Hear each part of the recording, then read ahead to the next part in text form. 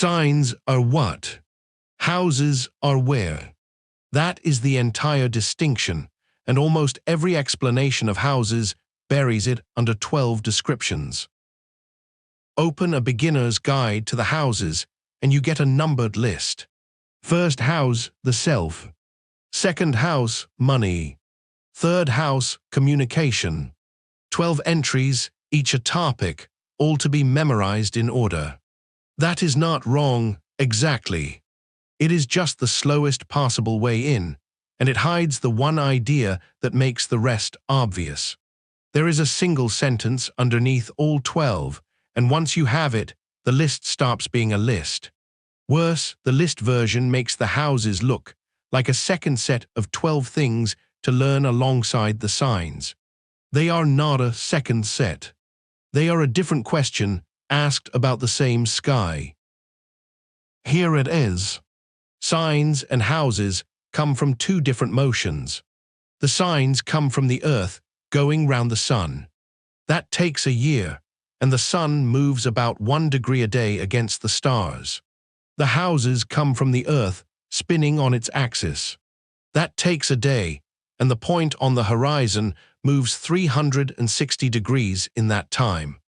1 degree a day against a full circle a day. The same sky cut twice.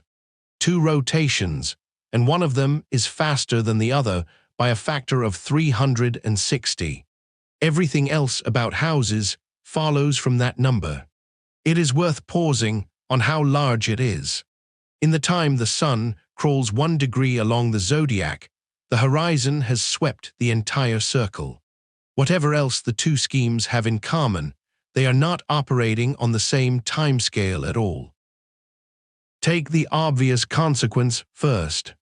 Because the houses turn with the Earth, they need the time of day. Because the signs barely move, they do not. That is why a chart without a birth time has signs and no houses. It is not a convention or a caution. There is simply no information about where the horizon was. And it is why 2 people born on the same day in different hours have the same signs and completely different houses. Same sky, read from 2 different moments of the spin. And it is why the houses are the part of a chart that is most sensitive to a bad birth time. The signs will forgive an hour. The houses will not forgive 4 minutes, in the sense that 4 minutes moves the anchor by a degree.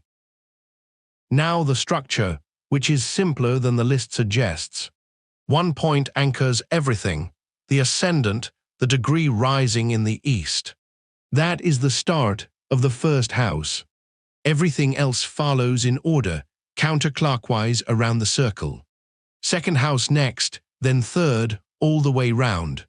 So there are not 12 independent facts to learn. There is 1 anchor and a sequence, and the sequence never changes. Get the ascendant, and you have the whole frame. Miss it, and you have none of it. That is a much better deal than 12 separate memorizations, and it is also why the previous episode spent its whole length on 1 number. The ascendant is not 1 placement among many. It is the origin the rest are counted from. The order itself is not arbitrary either. It runs outward. The first house is the body and the self. By the 4th, you are at home and family. By the 7th, directly opposite the first, you are at the other person partnership, the one across from you. Then it keeps going out. The 10th is the public standing, the visible position in the world. The 11th is the wider circle beyond that. Self, then household, then partner, then public. The sequence is a widening, and it is the same widening every time. Once you see it as a widening, you can reconstruct most of the 12 without being told them. Anything near the beginning is close in, body, resources, immediate surroundings. Anything near the top is public and visible. Anything past the top is the collective, and the very end returns to what is hidden. That is not 12 facts. It is 1 journey with 12 stops on it. 4 of the 12 get treated differently. The first, 4th, 7th, and 10th sit on the two axes, the horizon and the meridian. Rising, setting, overhead, underfoot. Those are the angles, and the tradition treats a planet in an angular house as strongest, most able to act, most visible in a life. The reasoning is not mysterious. Those 4 points are where the sky is doing something you can see happening. A planet on the horizon is rising. A planet overhead is at the top of its arc. Whether that translates into anything is a separate question. But the choice of those 4 is not arbitrary decoration. It also gives you a quick read on any chart. Look at the angles first. Whatever sits there, the tradition will have the most to say about, and whatever sits in the quieter houses will be treated as working more indirectly. Take one house and read it properly, because a worked example beats a list. The 11th. Traditionally, it signifies allies, groups, and hopes, the people who are on your side without being family or partner, and the things you want. It sits just past the 10th, the public standing. So the sequence is your position in the world and then the people gathered around it. That placement in the order is the argument for the meaning. It is not a separate fact to memorize. It follows from where the house sits.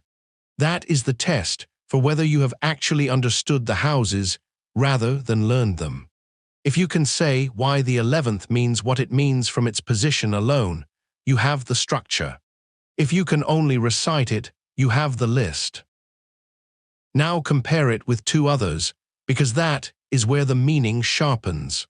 The 5th house is also about enjoyment and things you make. But the 5th is early in the circle, close to the self, what you produce and what pleases you. The 11th is late, past the public position, what gathers around you after you have one. Same broad territory. Different distance from the center. And that distance is doing the interpretive work. The 5th is what you make. The 11th is what forms around what you have made. Neither reading needs a separate rule. And the 7th is the sharper contrast. 7th is the one other person, sitting directly opposite the 1st. It is the most specific relationship the chart has. 11th is the many. Allies, networks, the loose group. One and many, and they sit in different places for that reason. The 7th is an axis with the self. The 11th is out, past the top of the chart. Read the positions, and the distinction comes free. This is why the widening sequence is worth more than the 12 descriptions. The descriptions are downstream of it, and if you have the sequence, you can regenerate them. That is the method, and it works for all 12. Do not memorize what the house means. Look at where it sits in the widening sequence and what it sits opposite, and the meaning is most of the way there.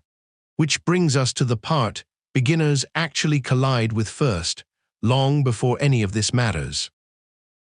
Put your birth details into 2 different apps, and you will often get 2 different sets of houses. Same date, same time, same city. Different answers. That is not a bug in either of them. There is more than one way to cut the circle. The systems disagree with each other, and each app has quietly picked one for you. Whole sign is one answer. The ascendant sign is the first house, entire, and the next sign is the second. Nothing is measured. The signs do the dividing. Quadrant systems are the other family.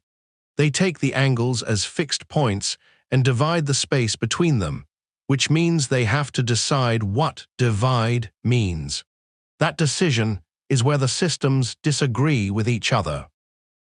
The quadrant systems all do a version of the same thing, and it is worth knowing what. Every degree of the ecliptic rises somewhere in the east, climbs, and culminates overhead. The span from rising to culminating is called the semi-arc. Placidus, which is the most common default, divides that arc into 3. So do the others, with variations. And here is the thing nobody mentions. That arc is not the same length for every degree, except in one place on Earth. Which means the houses a quadrant system produces are only as even as the sky it is dividing. Where the sky is uneven, so are they, and by exactly as much. At the equator, it is 90 degrees for every degree of the ecliptic. Perfectly even. Any system would give you equal houses. Move north and it comes apart. At London, the shortest arc is 57 degrees. The longest is 123. That is a spread of 66 degrees between one part of the sky and another. At 60 north, the spread is 97 degrees. Go to 66 north, and it reaches 154. Some degrees of the ecliptic clear the horizon in 13 degrees of arc. Others take 167. Houses built on that are wildly unequal. One can be 3 times another. That is not a rounding difference between systems. It is a chart where some areas of life get an enormous slice and others almost none. And that follows from where the birth happened, nothing else. And then it stops working entirely. Above a certain latitude, some degrees of the ecliptic never rise at all. They circle the pole without touching the horizon. A degree that never rises has no rising to measure from, so it has no semi-arc, and there is nothing to divide. That latitude is 66 degrees and 33 minutes. That figure was not looked up for this episode. Searching for where the first degree stops rising returns 66.56. 90 minus the Earth's tilt is the same number. It is the Arctic Circle, and it is the Arctic Circle for the same reason. At 68 north, a fifth of the ecliptic has no arc at all. So it is not that the system gets less accurate as you go north. It works, then it distorts, then at a definite latitude it has nothing to compute. Software above that line either falls back to another system or returns something it should not. So here is the position this channel takes, and why. Whole sign needs none of that. The ascendant lands in a sign, that sign is the first house, and the rest follow. It works at every latitude, because it never asks a degree to rise. It is also the older system, attested in Hellenistic practice before the quadrant methods existed. The cost is real. Most apps default to Placidus, so your chart elsewhere will disagree with the one here. That is worth stating rather than hiding. It is also worth knowing that the disagreement is not a matter of one being more accurate. Both are conventions for cutting a circle, and one of them stops being computable at a latitude you can derive from the tilt of the Earth. Next time, where the 12 signs came from in the first place, and the piece of calendar arithmetic that left one constellation off the list.